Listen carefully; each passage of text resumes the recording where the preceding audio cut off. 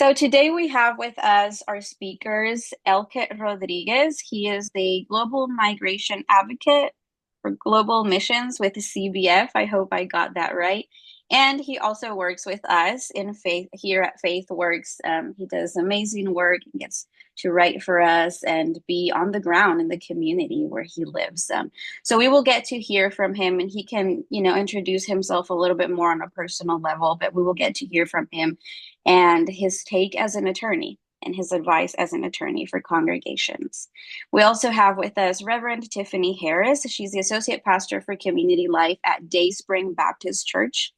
Tiffani leads their immigration ministry at the church, and we will get to hear from her and the great work that the church is doing. We also have Reverend Carlos Navarro. He's a senior pastor at Iglesia Bautista, West Brownsville, has been doing amazing immigration work for many, many years. His church is well known. And I would like to say that he's like the go-to, when people need any help in his community when it comes to immigration. And we have Jacob Letterman. Did I say your last name well? I'm sorry. He is the minister to students and their families at First Baptist Church in Austin. And he's also in our program. The church is also in our program and has been doing amazing justice work and connecting different organizations with the church and come alongside each other to do some justice work.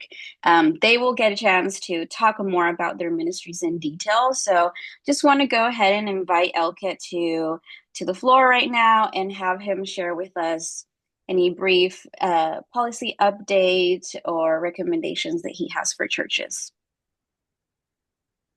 Thank you, Cynthia. Thank you, FaithWorks, for the invitation. I mean, to be here in my house, right? My people. And thank you all for your commitment to welcoming and supporting immigrant families in your communities. As I see Felix Sanabria, Pastor Navarro, as I know Tiffani, Cynthia, Anita. I know that all of y'all and Jacob are welcoming immigrants in their communities. I think that you were asking for updates, right? And what can churches do? Yes, Okay. your advice Okay. as a professional. So okay, yeah, okay. As a professional, I'm going to take a step back because to answer this, I'm going to put another cap, which is the religious cap. To fully answer your question, I'm going to take a step back, right? Because context is everything. At a time when political institutions are either falling or feel uncertain, and people are seeking connection because they feel alone, the church is the perfect place for community, a place to protect its members, its community, where they can gather together and stand with their neighbors. When governments falter, and this has been my experience, and I know it's been your experience as well, the church is still there, right? When hurricanes hit, the church is still there. The government might take, I don't know how many months, years. I'm from Puerto Rico, so I know about Hurricane Maria. It took a while to get the government to do anything, but guess who was on the ground each and every day? The pastor, or every pastor from every community. So lawmakers come and go, but Tiffani, Jacob, Pastor Navarro, they remain in their communities. And so I wanted to start with that perspective, right? Because if before I start talking about the church, what the churches can do, it is important to recognize that the church is in a unique position right now, at this moment, to witness in practical ways how to protect and care for their neighbors. If your church is not taking action yet to support immigrants and your neighbors, it's good that you're here and take the opportunity of this webinar to start thinking about how you can respond, right? Now, given that context, I want to talk about policy a little bit. So, regarding policy changes, there have been many. We could do 3 webinars of 3 days full, but I will focus on the ones that I think are more pertinent to our conversation today. And believe me, it took me a while. think which were the more pertinent. And probably you might think these are not the more pertinent, and I get it. First, there is a historic fee that has been introduced for asylum seekers. As of October 2025, there is $100 application fee for filing an asylum claim, and plus an additional $100 per year as the case is pending. So these fees are creating a significant financial burden, especially for those who are already vulnerable or low income or making no income as they come into the country and have 1 year to file an asylum claim. So that's a good way to start as a church, helping them uh, either find the resources to file the asylum claim or helping them in that nature. So second, many migrants who have temporary protected status or TPAs have either lost their status or are about to, especially if they're Venezuelans and Haitians. Um, so this means that they may lose their protection from deportation and their authorization to work in the U.S. So the same is happening also for those who were granted parole, especially during the previous administration.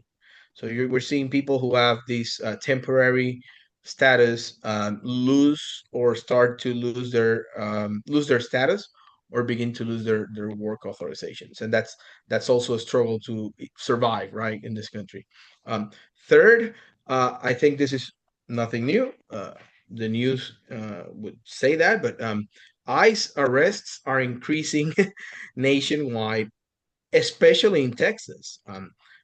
ICE has become far more aggressive, with, in the case of Texas, average daily arrests um, of 176 per day. And that's double from the 85 apprehensions they were actually doing during the previous administration. Uh, Besides that, Texas now holds the largest number of ICE detainees in the nation, around 13,000, 13,000 people housed in different facilities as of September 2025. To add more to this, local police partnerships with ICE are expanding enforcement. Uh, Programs like the 287G have grown in Texas and expanded, meaning that local law enforcement more frequently is detaining immigrants and transferring them to federal custody. So, so you have an idea. These partnerships increase the risk that immigrants in their community may be apprehended during everyday interactions, probably because they just didn't stop at a red light. Um, Fifth, there are growing reports of ICE arrests taking place at immigration court hearings or during a migrant's required ICE check-in. Right, they need to go to their asylum hearing or their immigration court hearing, and they need to go to their ICE check-ins.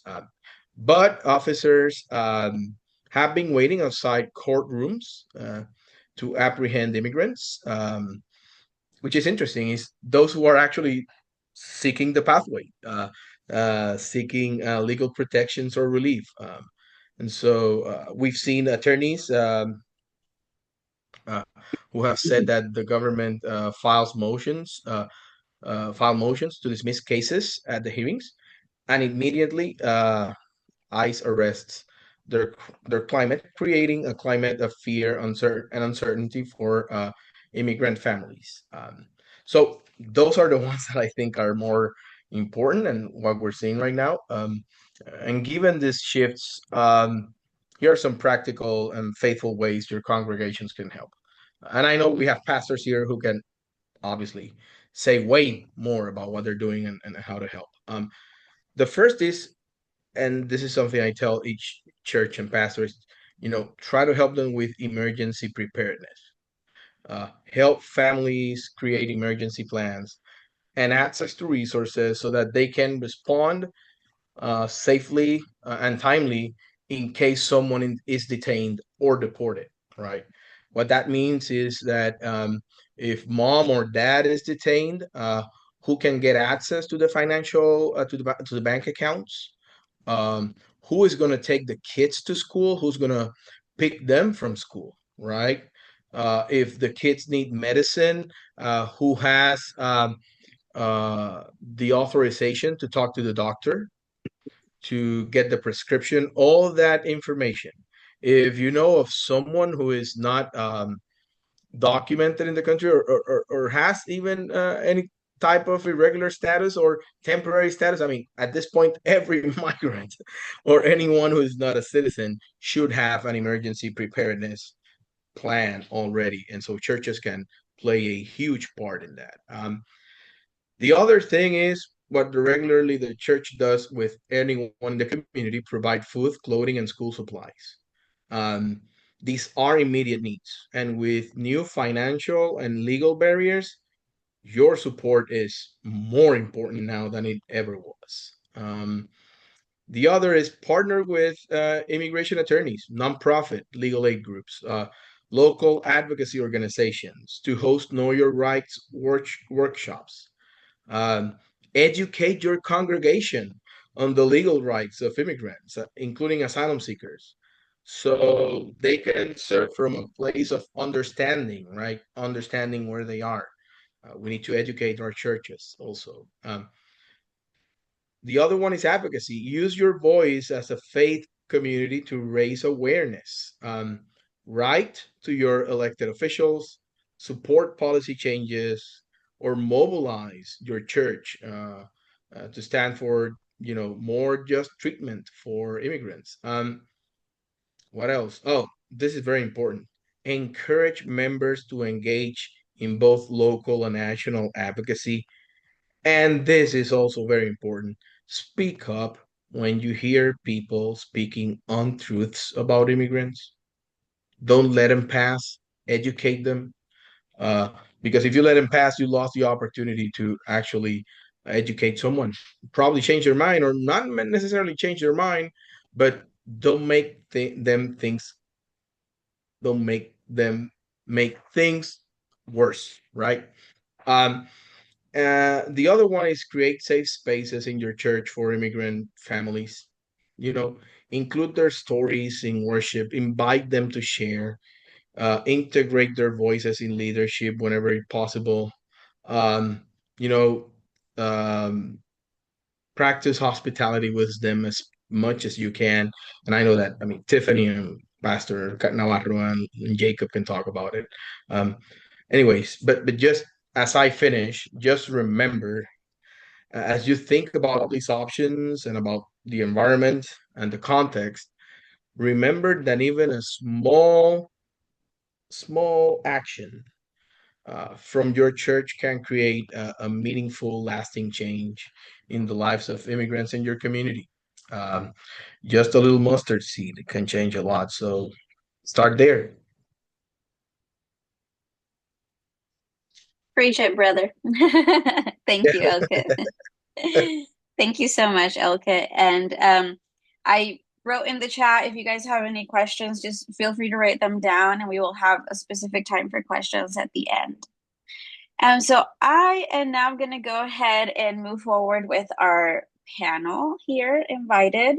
And I'm going to start asking them some more direct questions about their ministries and the work that they're doing so that we can all learn from them. So Tiffani, Pastor Carlos, Jacob, whoever would like to start, if you could just tell me a little bit about your church and what led you to begin a ministry with the immigrant community.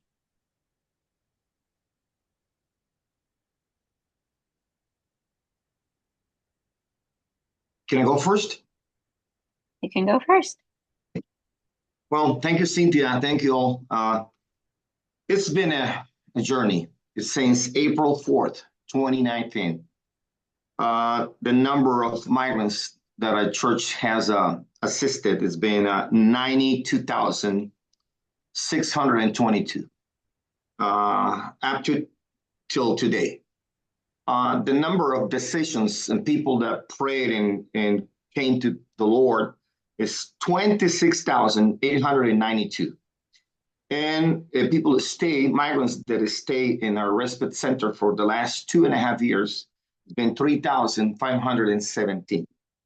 19 baptisms, 7 baby dedications, and 2 weddings. Okay, so that's the overall. After January the 20th, I haven't stopped. Okay, this has been a nonstop ministry, even though the border is closed. We know the fact that probably around 25 families from Venezuela and Colombia decided to stay here in Brownsville, and I have connections with them.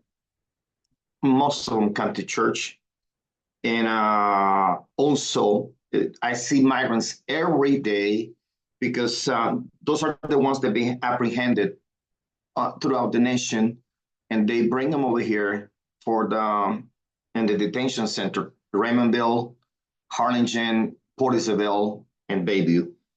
And the other group, those are that come out every day on bail bond. And the other group that I have, connections is with the two only institutions that remain after Southwest Key was shut down.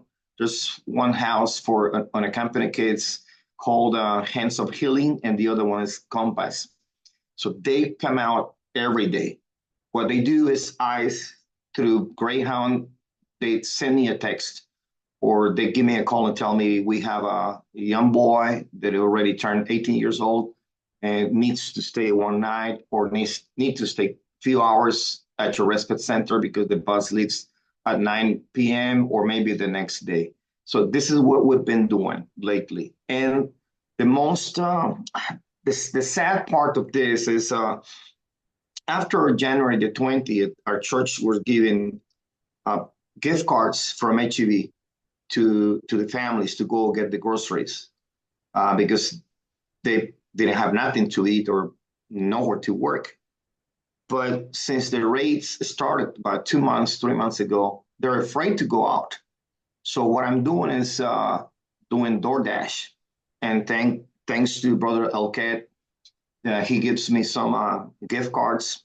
And he knows the families. Now, it used to be 14, they went down to 9, and then we went up to 17 again because they spread the word and they tell them. So what I do is I just get the groceries list, the shopping list, because I don't want to take everything that I consider, but because their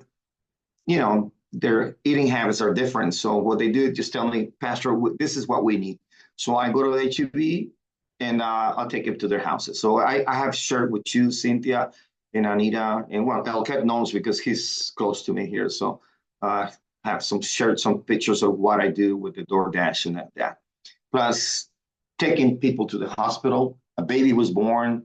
She was rejected from one of the hospitals, and the baby was almost gonna die, and we had to rush it to the other hospital.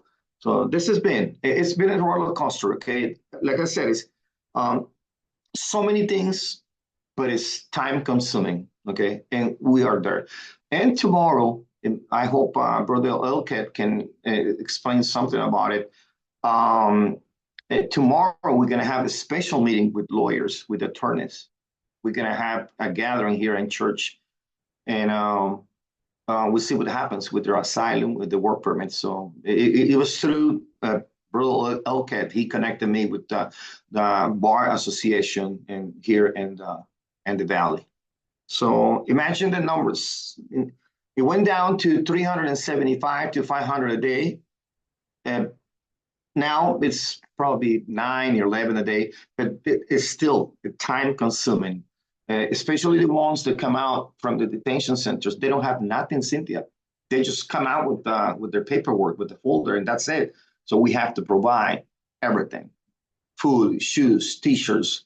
I mean, you name it. Okay, and the most difficult is when we get ladies, because they come out with no shoelaces, no bras, and sometimes very smelly, and they're so, embarrassed. The first thing you ask them, what do you want to eat? The first thing they said is, I want to take a shower.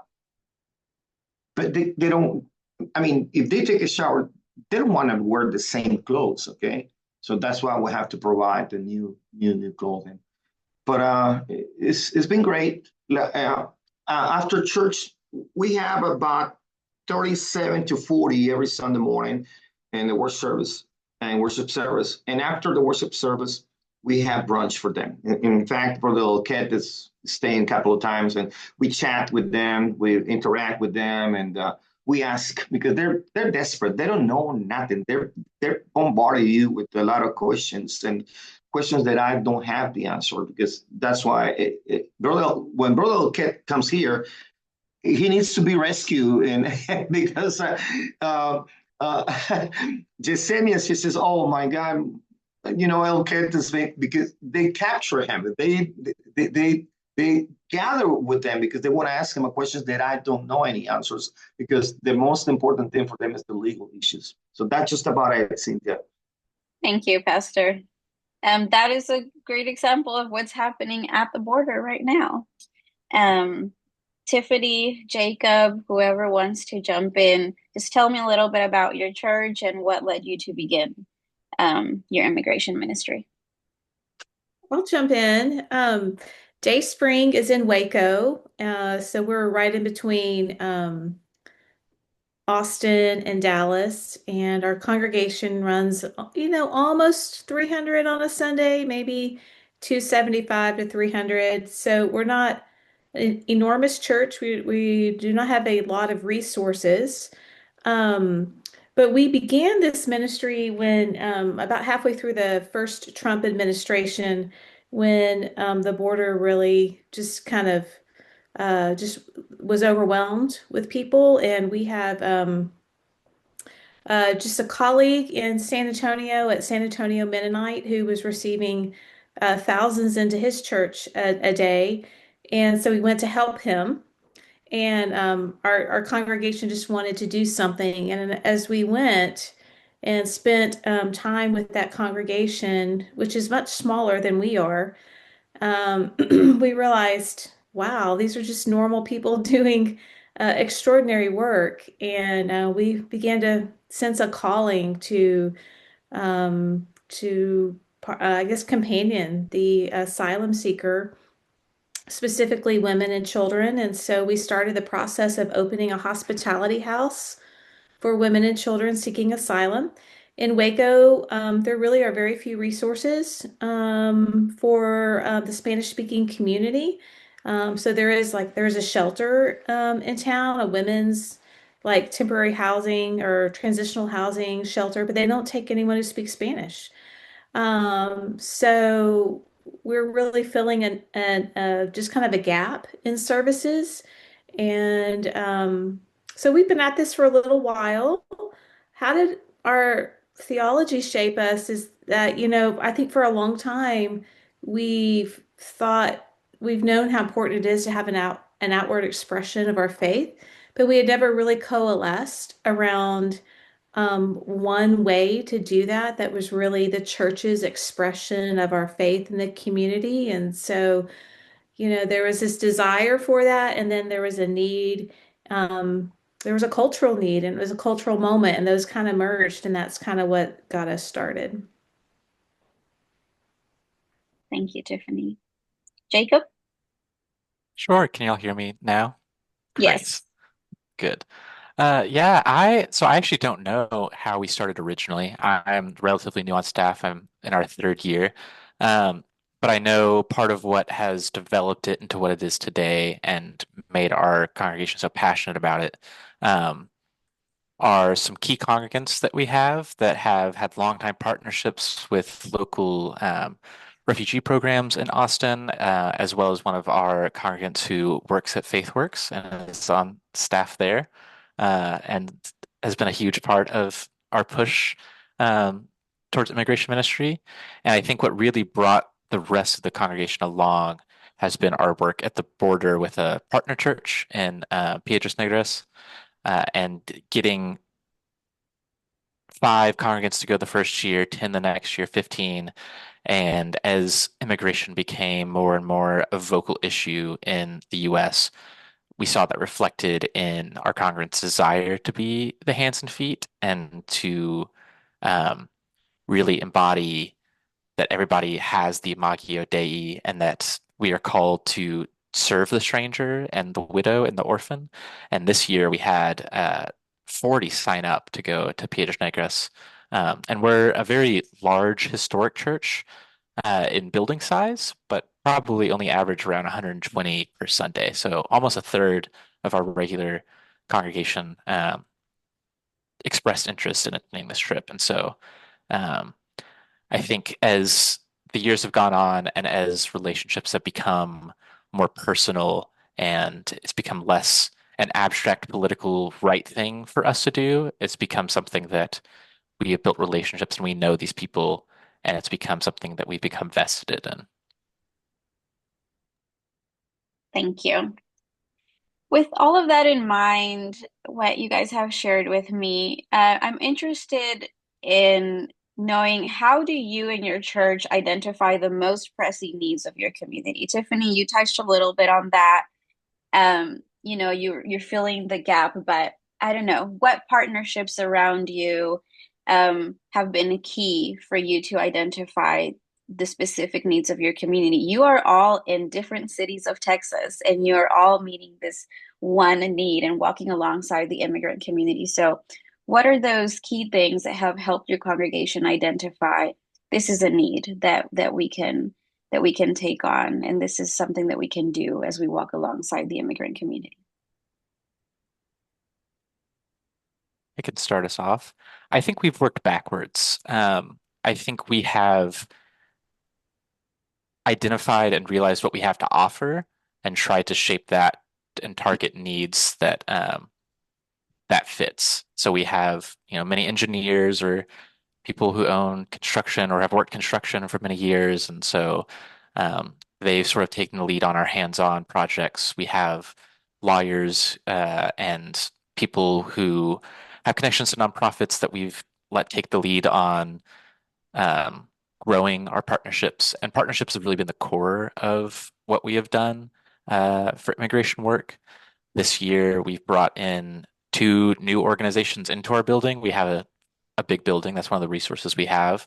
And so bringing people in at discounted rates, some organizations that do direct refugee assistance, um, and letting our people and resources funnel into these people that know much more than I do as the missions minister about how to serve refugees and immigrant populations and allow us to sort of multiply our ability to make an impact. Um, and so we brought in a two different refugee programs, one which focuses primarily on Arabic and Afghan refugees, and one which focuses primarily on Hispanic and Southern American refugees. Um, so yeah,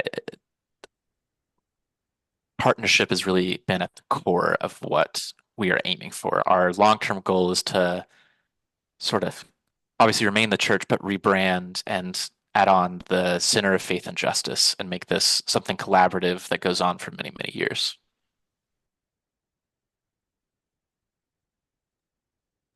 I think I'll add to that we, through the partnerships we have in the community with other churches and nonprofits, we were able to like do kind of a strengths assessment of our community and also to see where the gaps were. But we also did the same thing for DaySpring. We looked at what our strengths were and what things we thought we could do well and what things we thought we just might not be able to do. And we didn't think we could do a short-term shelter with a lot of people coming in and out of it. And we're also in Waco, so a lot of transient, um, there's not a flow of people coming through Waco. So that looking at our strengths was really helpful. Interestingly, 2 weeks ago, we got together all of the women and children and families that are seeking asylum that we've been working with, and we asked them, what are some of your current needs right now? What do you need? And one of the things the main thing they mentioned was they need help finding good jobs and help. Some of them want to start their own businesses. So that's something we're thinking about right now. And I don't know that we have the strengths to do that in our congregation, like people who can do that, but they've told us what they need. So it's fun to be in this long enough that now they can reflect back to us. Here's some of the main things that we need, and so we're thinking about that and praying about it right now. Cynthia, with me, the case is zero partnership with churches here in Brownsville, either Anglos or Hispanics, none.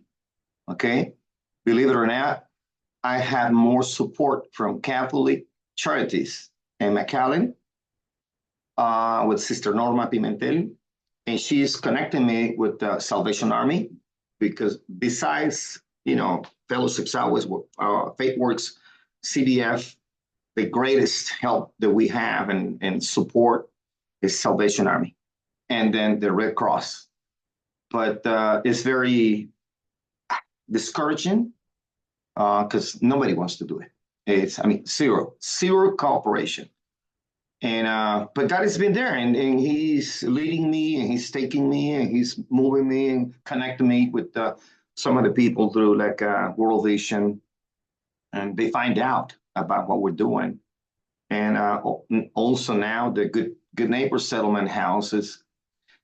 Before asking for support and hygiene kits and all that, now they're asking me. So most of the other agencies are, Pastor, do you have this? Do you have this? Can you share this? So, but it's very disappointing. I don't know. Why is it? I have no idea. I have no answer.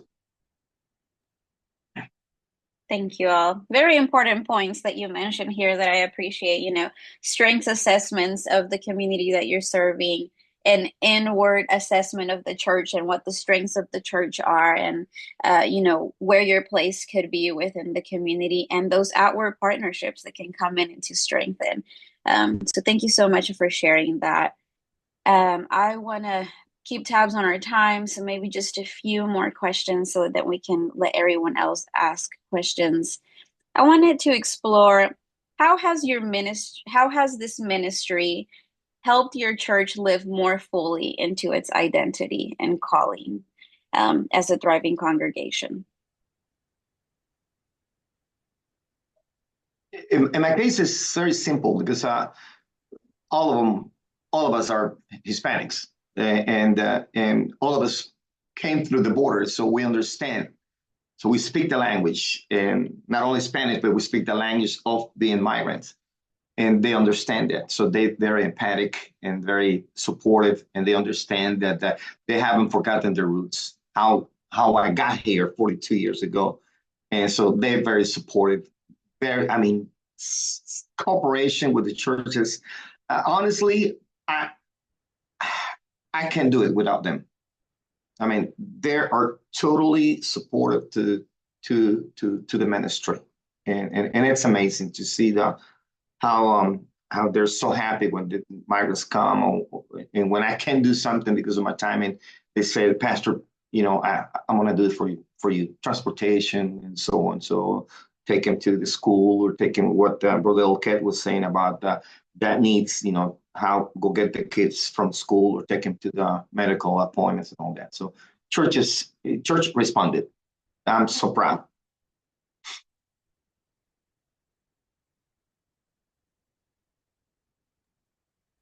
I'll just add that I have seen people's faith be reinvigorated because of this ministry, and I've seen um, faith become more grounded and just in the congregation as a whole, but also individuals that are serving in and with this ministry. I've seen tremendous growth and not even growth, but like just an enlivening of their faith because of this ministry. I do feel like we have seen the Holy Spirit at work in many, many ways.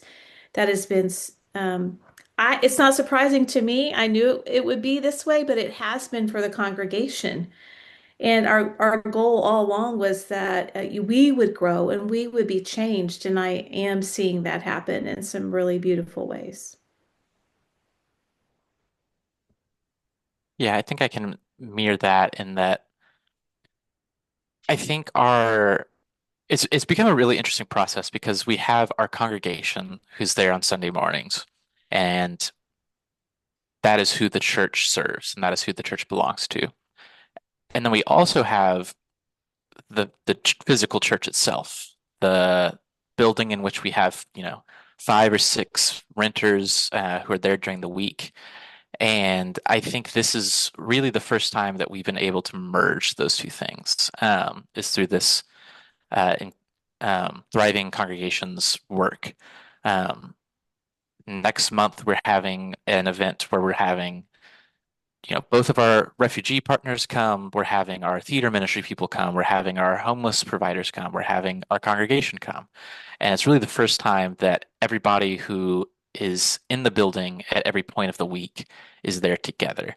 Um, and it's the vision, right, is to become the Center for Faith and Justice and to incorporate our vendors and our renters and our congregation all into this one very diverse body that shares common goals. And I see God and the Spirit so much in that. And I think it's become this really beautiful thing where we've become detached from the physical day-to-day operations of the church and the Sunday morning church, and we're really able to finally like meld those back together and merge a lot of those things. So I've been very excited about the possibilities. Thank you. Okay, I'm going to ask one more question before we open up the floor. And it's, how are you, as one of the leaders in your ministries, helping your congregation stay informed and grounded in faith amid the shifting national conversations about immigration?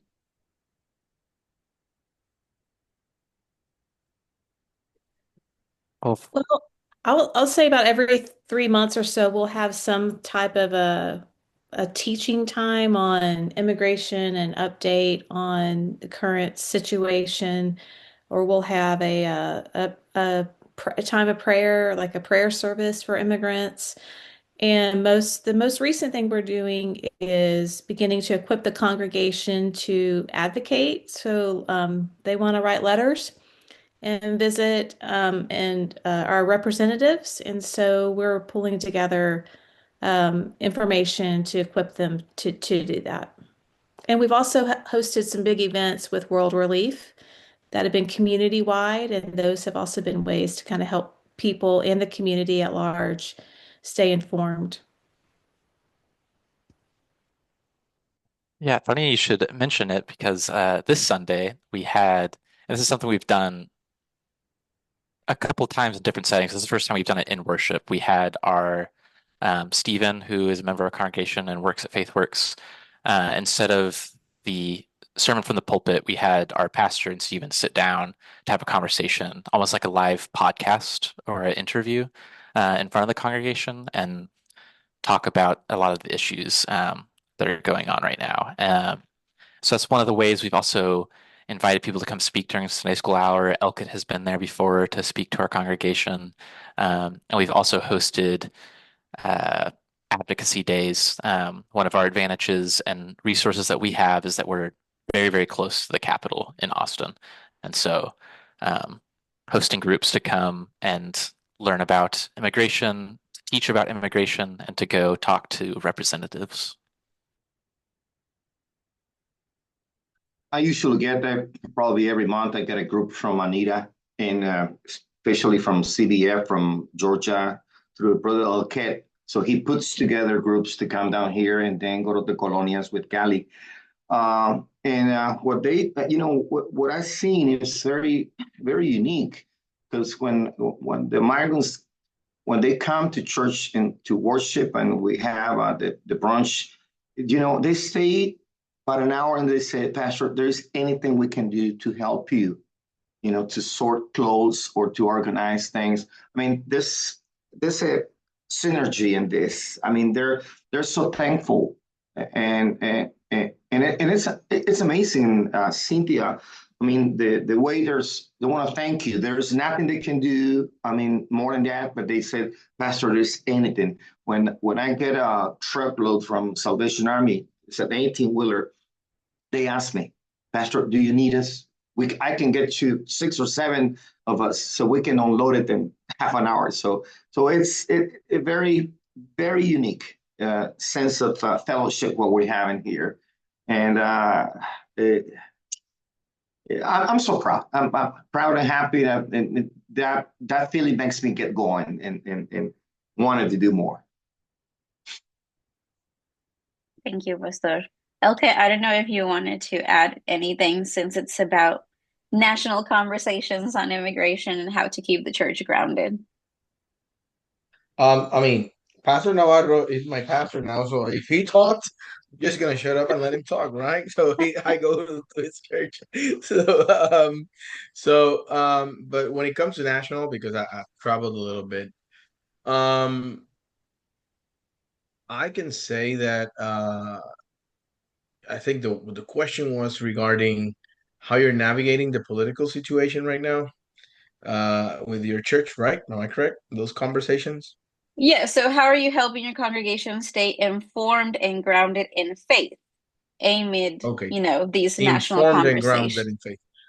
Amid, okay. Um, I mean, I've seen um churches, pastors try the best they can to incorporate immigrants and into their sermons. Uh, to incorporate teachings, Christian teachings about immigration into their sermons. I've also seen how churches have become more involved in advocacy.